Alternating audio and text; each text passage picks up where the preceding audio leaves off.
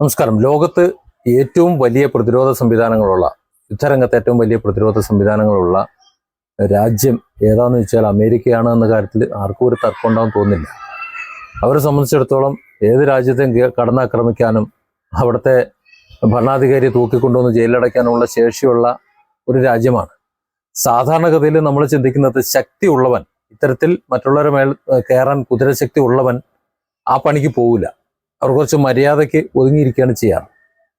കാര്യം തൻ്റെ ശക്തി അതിനോട് കിടപിടിക്കാൻ ലോകത്ത് വേറൊരാളില്ല എന്ന് മനസ്സിലായാൽ മറ്റുള്ളവൻ്റെ മണ്ടയിൽ കുതിര കയറുന്നത് ആണത്തമല്ല, അത് മാന്യതയല്ല എന്ന് ചിന്തിച്ചുകൊണ്ട് മര്യാദയ്ക്ക് ജീവിക്കുന്ന ആൾക്കാരാണ്. അവരെയാണ് ശരിക്കും നമ്മൾ മനുഷ്യരെന്നൊക്കെ വിളിക്കേണ്ടത്. ആ അർത്ഥത്തിൽ നോക്കുകയാണെങ്കിൽ ട്രംപും അമേരിക്കയും മനുഷ്യരെന്ന് വിളിക്കാൻ പറ്റൂല. ആ അർത്ഥത്തിൽ ഞാനിത് പറയുന്നത് ഇറാൻ ഇസ്രായേൽ യുദ്ധത്തിൻ്റെ ഇപ്പോഴത്തെ അവസ്ഥയാണ്. അത്തരത്തിലുള്ള ആ അമേരിക്കയുടെ 2 വിമാനങ്ങളാണ് കഴിഞ്ഞ ദിവസം പൊട്ടിച്ചിട്ടത്. ഒന്ന് F-15, ആയിരക്കണക്കിന് കോടി രൂപ വിലയുള്ള ഫ്ലൈറ്റാണ്. അത് യുദ്ധവിമാനമാണ്. അത് നിലത്ത് വീണ് കഴിഞ്ഞാൽ ട്രംപ് അവിടുത്തെ പ്രതിരോധ സംവിധാനത്തെക്കുറിച്ച് അല്ലെങ്കിൽ സമാധാനം പറയേണ്ടി വരും അവിടുത്തെ ജനങ്ങളോട്. മിക്കവാറും പ്രതിരോധ സെക്രട്ടറി തെറിക്കുമെന്നാണ് എനിക്ക് തോന്നുന്നത്. അതാണ് നിലവിലുള്ള അവസ്ഥ. രണ്ടാമത് ഇറാൻ വെടിവെച്ചിട്ട് മറ്റൊരു വിമാനം എന്ന് പറയുന്നത് A-10 ആണ്. അതും അവരെ സംബന്ധിച്ചിടത്തോളം വളരെ പ്രധാനമുള്ളത് തന്നെയാണ്. അതല്ല F-15 വെടിവെച്ചിടുക എന്ന് പറഞ്ഞു കഴിഞ്ഞാൽ ചിലർ നാണക്കേടൊന്നുമല്ല അമേരിക്കയ്ക്ക് ഉണ്ടാകുന്നത്. ഇറാൻ എന്ന് പറയുന്ന രാജ്യം എങ്ങനെയാണ് ഇത്രയധികം ശക്തി അല്ലെങ്കിൽ പ്രതിരോധ ശക്തി അവർക്ക് നേടിയെടുക്കാൻ കഴിഞ്ഞത്? ഇസ്രായേലും അമേരിക്ക നേരത്തെ തന്നെ പറയുന്നുണ്ട് അവരുടെ പ്രതിരോധ സംവിധാനങ്ങളെല്ലാം തകർന്നു, വ്യോമ പ്രതിരോധങ്ങൾ തകർന്നു, അവരുടെ മിസൈൽ ശേഖരങ്ങൾ തീർന്നു എന്നൊക്കെ പറയുന്നുണ്ട്. എല്ലാം തീർന്നു എന്ന് പറയുന്നുണ്ട്. പക്ഷേ എല്ലാം തീർന്നു എന്ന് പറയുമ്പോഴും അമേരിക്കയും ഇസ്രായേലും കരുതാത്ത വിധത്തിലുള്ള സംവിധാനങ്ങളാണ് ഇപ്പോൾ ഉണ്ടായിക്കൊണ്ടിരിക്കുന്നത്. വലിയ വലിയ വിഷയങ്ങൾ നോക്കൂ. ഇപ്പോൾ കഴിഞ്ഞ ദിവസം ഇന്നലെ നടന്നിട്ടുള്ള 2 ഫ്ലൈറ്റ് വീണത്, അല്ലെങ്കിൽ എങ്ങനെയാണ് അമേരിക്കൻ ഫ്ലൈറ്റുകളെ തകർത്തത്, യുദ്ധവിമാനങ്ങളെ തകർത്തത് എന്ന് കേട്ട് കഴിഞ്ഞാൽ ഞെട്ടിപ്പോവും. സാധാരണ അമേരിക്കയുടെയും ഇസ്രായേലിൻ്റെയും ഒക്കെ സംവിധാനങ്ങൾ, റഡാർ സംവിധാനങ്ങൾ ഉപയോഗിച്ചിട്ട് ഫ്ലൈറ്റുകളെ കണ്ടെത്തി ആ ഫ്ലൈറ്റുകളെ തകർക്കാൻ വേണ്ടി അവർ മിസൈലുകൾ, അവരുടെ പ്രതിരോധ സംവിധാനങ്ങൾ അല്ലെങ്കിൽ മിസൈലുകൾ വരുമ്പോൾ ആ മിസൈലുകളെ കണ്ടെത്തി അതിനെ തകർക്കാൻ വേണ്ടി പ്രതിരോധ മിസൈലുകൾ അയക്കുമ്പോൾ ഇറാൻ ചെയ്തത് അതല്ല.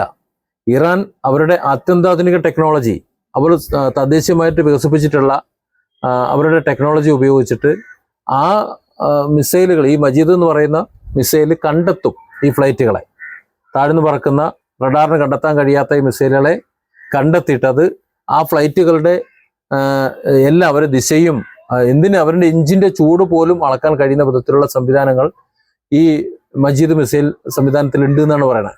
അതായത് അമേരിക്കയും ഇസ്രായേലും അത്യന്താധുനിക സംവിധാനങ്ങൾ ഉപയോഗിക്കുമ്പോൾ ആ സംവിധാനങ്ങളുടെ ആവശ്യകത എന്താന്ന് വെച്ചാൽ അതൊരു മിസൈലിൽ സന്നിവേശിപ്പിച്ച് ആ മിസൈൽ ഉപയോഗിച്ചിട്ട് അമേരിക്കയുടെ ശക്തരായ 2 യുദ്ധവിമാനങ്ങളെ വെടിവെച്ചിട്ടു ഒരേ ദിവസം എന്ന് പറയുമ്പോൾ ഇറാൻ ചില്ലറക്കാരനാണോ?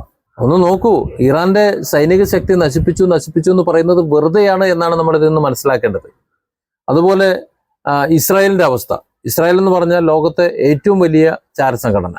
അത് അങ്ങനെ തന്നെയാണ് എന്ന് തെളിയിച്ചതാണ് ആയത്തുള്ള ഖമേനിയുടെ വധം, അതുപോലെ അവരുടെ ബാക്കിയുള്ള കൂട്ടാളികൾ, കുറച്ചുപേരുടെ ഭരണകർത്താക്കളുടെ വധം എന്ന് പറയുന്നത്. കൃത്യമായി അവരവിടെ യോഗം കൂടുന്നു, സംസാരിക്കുന്നു എന്ന് മനസ്സിലാക്കിക്കൊണ്ട് ആ സമയത്ത് തന്നെ കൊണ്ടുവന്ന് പൊട്ടിച്ചവരെ കൊല്ലാൻ അത്രത്തോളം വലിയ ഒരു ചാര സംവിധാനങ്ങൾ ഇസ്രായേലിനുള്ളത് കൊണ്ടാണ് സംഭവിച്ചത്.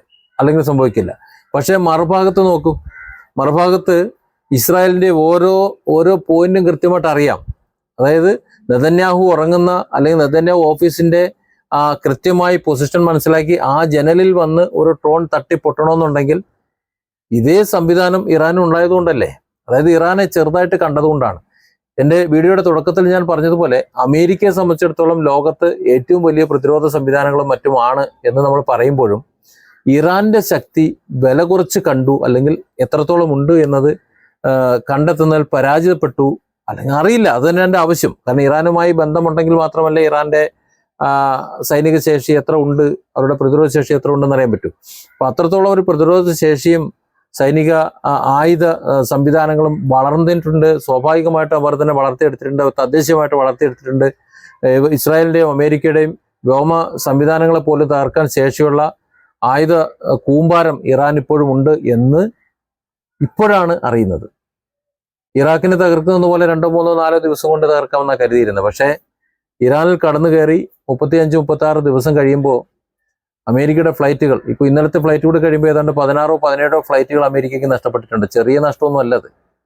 അതിൽ F-35 അടക്കാനകത്തുണ്ട്. ഇപ്പോൾ ഇന്നലെ തകർത്തത് F-15 ആണ്. അതൊക്കെ എന്ന് പറഞ്ഞാൽ ഇത്രയധികം സാമ്പത്തിക നഷ്ടം വരുന്നില്ലേ? ആ നഷ്ടങ്ങൾക്ക് അമേരിക്കൻ പ്രസിഡന്റ് ട്രംപ് അമേരിക്ക ജനതയോട് സമാധാനം പറയേണ്ടി വരില്ലേ?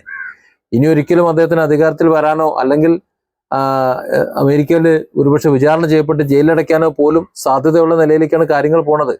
അതായത് അത്രത്തോളം ശുഭകരമായിരിക്കില്ല. അമേരിക്കൻ ജനത എന്ന് പറയുന്നത് ഭരണാധികാരി ആയാലും ആരായാലും അവരുടെ തീരുമാനങ്ങൾ തെറ്റാണ്, അമേരിക്കൻ ജനതയ്ക്ക് വിരുദ്ധമാണ്, അവരുടെ സംവിധാനങ്ങൾക്ക് വിരുദ്ധമാണെന്നുണ്ടെങ്കിൽ അവർ വിചാരണ ചെയ്യും, പിടിച്ചകത്തിടുകയും ചെയ്യും. ആ അർത്ഥത്തിൽ നോക്കുമ്പോൾ ഇറാനെ ആക്രമിച്ച് ഈ കോലത്തിലാക്കി, ഇറാനെ ആക്രമിച്ചത് കൊണ്ടല്ല, അമേരിക്കൻ ജനതയ്ക്കും അമേരിക്കൻ സാമ്പത്തിക രംഗത്തിനും ഇത്രത്തോളം നഷ്ടം വരുത്തി, പ്രതിരോധ സംവിധാനങ്ങൾക്ക് ഇത്രത്തോളം നഷ്ടം വരുത്തിയതിന് ട്രംപ് സമാധാനം പറയേണ്ടി വരും. എനിക്ക് തോന്നുന്നത് ഈ ഭരണ കാലഘട്ടം കഴിഞ്ഞാൽ ട്രംപ് ജയിലിൽ അടയ്ക്കപ്പെടുമെന്നാണ്, വിചാരണ ചെയ്യപ്പെടും, ജയിലിൽ അടയ്ക്കപ്പെടുമെന്നാണ് എനിക്ക് തോന്നുന്നത്. അതിനുള്ള സാധ്യത നല്ലവണ്ണം കാണുന്നുണ്ട്. അതിപ്പോ ട്രംപ് അമേരിക്കക്കാരനെ ആരെങ്കിലും കൊന്നതുകൊണ്ടോ ഒന്നുമല്ല. അമേരിക്കയുടെ സാമ്പത്തിക രംഗത്ത് വലിയ തകർച്ച. ഇപ്പോൾ F-15 ഇന്നലെ വെടിവെച്ചിടുമ്പോൾ ഒന്ന് ആലോചിച്ച് നോക്കുക, എത്ര കോടിയാണ്, ആയിരക്കണക്കിന് കോടി വരെയുള്ള അവരുടെ യുദ്ധ സംവിധാനങ്ങളെ തകർക്കല്ലേ. 2 കപ്പലുകളെ ഇറാൻ തകർത്തില്ലേ? അതിൽ ഈ 2 കപ്പലുകളും ഇനി അടുത്ത ഒരു വർഷത്തേക്ക് യുദ്ധരംഗത്ത് ഉണ്ടാവില്ല. ജെറാൾഡും എബ്രാഹിം ലിങ്കനും ഉണ്ടാവില്ല എന്നാണ് പുറത്തു വരുന്ന വാർത്തകൾ. ഇപ്പൊ ഇന്നലെ കൂടി അന്താരാഷ്ട്ര മാധ്യമങ്ങൾ പുറത്തുവിടുന്നത് സാരമായ പരിക്കുകൾ അതിനുണ്ട്.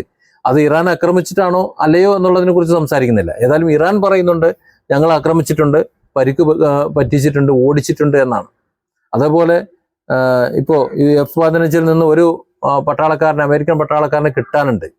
ഇറാൻ പറയുന്നത് കിട്ടുകയാണെന്നുണ്ടെങ്കിൽ ഞങ്ങൾ കൊത്തിയറിഞ്ഞ് സ്ലാബിന് തിന്നാൻ കൊടുക്കുന്നതാണ്. ഇറാൻ എൻ്റെ കഴിഞ്ഞ വീഡിയോയിൽ പറഞ്ഞ പോലെ ഇറാൻ പറയുന്നത് പ്രവർത്തിച്ചുകൊണ്ടിരിക്കുന്നു, സംഭവിക്കുന്ന കാര്യങ്ങൾ കൃത്യമായി സമ്മതിക്കുന്നു, അത് സ്വന്തം തകർച്ചയും അവർ അംഗീകരിക്കുന്നുണ്ട്, മറ്റുള്ളവർ തകർക്കുന്നതും അംഗീകരിക്കുന്നുണ്ട്. അപ്പോൾ ഇറാൻ പറയുന്നത് വിശ്വസിക്കേണ്ട ഒരു സാഹചര്യമാണ് സത്യത്തിൽ ഇപ്പോൾ ഉള്ളത്. അപ്പോൾ ഇറാൻ പറയുന്നത് വിശ്വസിക്കേണ്ട സാഹചര്യമാണ് എന്നുണ്ടെങ്കിൽ അമേരിക്കയുടെ ട്രംപും അതുപോലെ ഇസ്രായേലും ഒക്കെ അവർക്ക് പറ്റിയിട്ടുള്ള പറ്റുകളും മറ്റും സമ്മതിക്കാതിരിക്കുന്നിടത്തോളം കാലം വലിയ തകർച്ചയാണ് അമേരിക്കയ്ക്കും ഇസ്രായേലിനും സംഭവിച്ചുകൊണ്ടിരിക്കുന്നത് എന്ന് വിശ്വസിക്കേണ്ടി വരികയാണ്. ഇപ്പോൾ ആയത്തുള്ള ഖമേനി കൊല്ലപ്പെട്ട് കഴിഞ്ഞപ്പോൾ ഇറാൻ തന്നെ പറഞ്ഞു ഞങ്ങളുടെ പരമോന്നത നേതാവ് കൊല്ലപ്പെട്ടു. ആദ്യം പ്രതികരിച്ചത് അവരാണ്. അതുപോലെ ടെഹ്റാൻ നശിപ്പിക്കപ്പെടുമ്പോൾ അവരുടെ ആണവ പരീക്ഷണശാലകൾക്ക് സമീപം ബോംബുകൾ വീഴുമ്പോൾ എന്തിന് അമേരിക്കൻ വിമാനം വന്ന് ഒരു സ്കൂൾ തകർത്ത് 100-200 കുട്ടികളെ തകർത്തപ്പോൾ പോലും, അവരെ കൊന്നുകളഞ്ഞപ്പോൾ പോലും ആദ്യം പറഞ്ഞത് ഇറാനാണ്. ഞങ്ങൾക്ക് ഇന്ന തകർച്ച വന്നിട്ടുണ്ട്, ഈ വിധത്തിൽ യുദ്ധനീതിക്ക് നിരക്കാത്ത വിധം ക്രൂരകൃത്യങ്ങൾ അമേരിക്ക ചെയ്തിട്ടുണ്ട് എന്നൊക്കെ. അപ്പോൾ അമേരിക്കയും ഇസ്രായേലും ചില കാര്യങ്ങൾ നിഷേധിക്കുന്നു. അതായത് ഇറാനിൽ നടക്കുന്ന കൂട്ടക്കുരുതികളും മറ്റുമെല്ലാം അവർ നിഷേധിക്കുന്നു. അതേസമയം ഇസ്രായേലും അമേരിക്കൻ ബേസുകൾക്കും അമേരിക്കൻ പട്ടാളത്തിനും നേരിടുന്ന തകർച്ചകളെ, ഇറാൻ തകർക്കുന്ന തകർച്ചകളെ അതും അവർ നിഷേധിക്കുന്നു. ഏതായാലും ഇന്നലത്തെ യുദ്ധ സാഹചര്യങ്ങൾ വിലയിരുത്തി നോക്കിക്കഴിഞ്ഞാൽ അമേരിക്കയ്ക്ക് ചെറിയ ഞെട്ടലൊന്നുമല്ല ഉണ്ടായിട്ടുള്ളത്. വ്യോമ നിരോധ സംവിധാനങ്ങൾ, പ്രതിരോധ സംവിധാനങ്ങൾ ഇപ്പോഴും ഇറാനിൽ പ്രവർത്തനക്ഷമമാണ്. അത് അമേരിക്കയും ഇസ്രായേലും വിചാരിക്കുന്നതിനേക്കാൾ അപ്പുറമാണ് എന്ന് തന്നെയാണ് മനസ്സിലാകുന്നത്.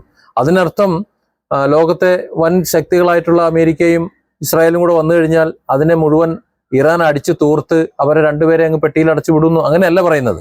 പക്ഷെ ഇറാന്റെ മണ്ണിലേക്ക് കടന്നു കയറുന്ന ഓരോ ഇസ്രായേൽ പട്ടാളവും അല്ലെങ്കിൽ ഇറാന്റെ മണ്ണിലേക്ക് അയക്കുന്ന ഓരോ മിസൈലുകളും അതുപോലെ കടന്നു വരുന്ന വിമാനങ്ങളും ഒക്കെ നശിപ്പിക്കാനുള്ള ശേഷിയും ശക്തിയും ഇപ്പോഴും ഇറാന് കൈമോശം വന്നിട്ടില്ല. അത് യഥാസമയം എടുത്തുപയോഗിക്കാനുള്ള കഴിവ് അവർക്കുണ്ട് താനും. അതായത് ശക്തി കൊണ്ടാണ് ഇസ്രായേലും അമേരിക്കയും ഇറാനെ ആക്രമിക്കാൻ ശ്രമിക്കുന്നതെങ്കിൽ ബുദ്ധി കൊണ്ടാണ് ഇറാൻ അവർ തിരിച്ചാക്രമിക്കുന്നത്. അതുകൊണ്ടാണ് ഇറാൻ ഇപ്പോഴും പിടിച്ചു നിൽക്കുന്നതും വലിയ നാശനഷ്ടം ഇസ്രായേലിനും അമേരിക്കയ്ക്കും വരുത്തിക്കൊണ്ടിരിക്കുന്നതും. Different angles. Don't forget to subscribe and support this channel.